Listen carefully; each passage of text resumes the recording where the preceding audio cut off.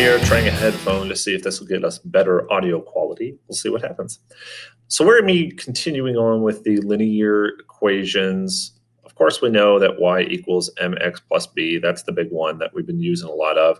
But what happens if we just have a slope and a point? So for example, let's say we're given the slope of the line and it's 3. And then we're given a point, just some point on the line, and it is 6, 14.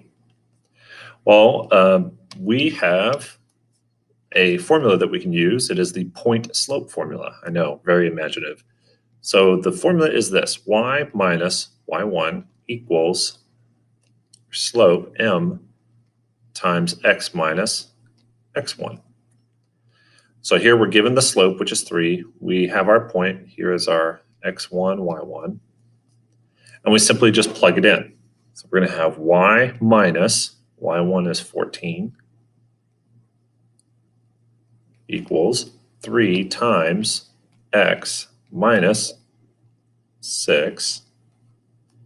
And now we just do some algebra to get everything to make it look like that. That's going to be our goal.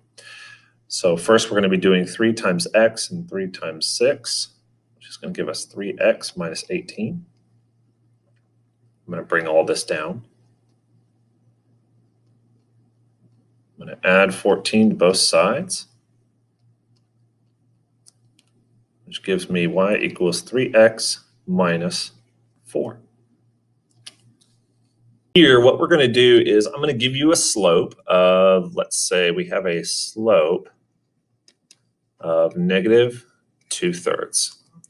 And on that line is a point of -2, 14.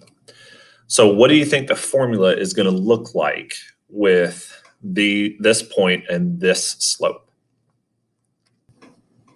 Okay, so it's going to be, our formula is y minus y1 equals m times x minus x1.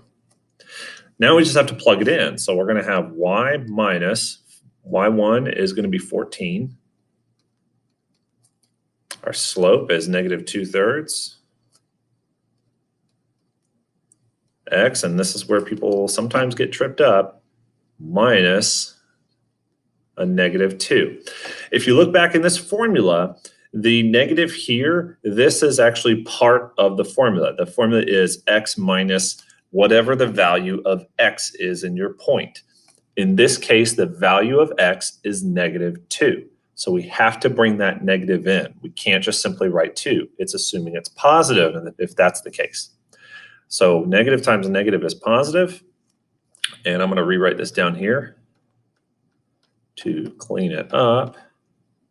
That is supposed to be a 2/3 x plus 2. All right, so now we just need to solve this equation. I'm going to let you do that real quick. All right, first thing I'm going to do is just bring this down because I know that it's going to stay there for a little bit. I'm going to multiply the -2/3 throughout, so -2/3x. And negative times a positive, that gives me a negative number. This is actually 2/1, so I'm just going to multiply straight across. That gives me 4/3. Now I'm going to add 14 to both sides. In order to add this 14, I'm going to do some extra work over here. Let's say I'm going to do a different color just because I have a -4/3 and I have a positive 14/1. I need to have the same denominator in order to combine them. So the denominator over here is 3. I'm going to multiply my 14 by a 3/3. Because that way I'm multiplying by a 1 and I'm not changing the value. I'm just changing the numbers. So 14 times 3 is 42/3. Just letting you know that's going to go there. Minus 4/3. 42 minus 4 is going to be 38. And I keep that denominator, so that'll be a 3. And that is what's going to be. Wow, I am not that great of an English speaker today. It's going to be positive 38 over 3. There's our answer.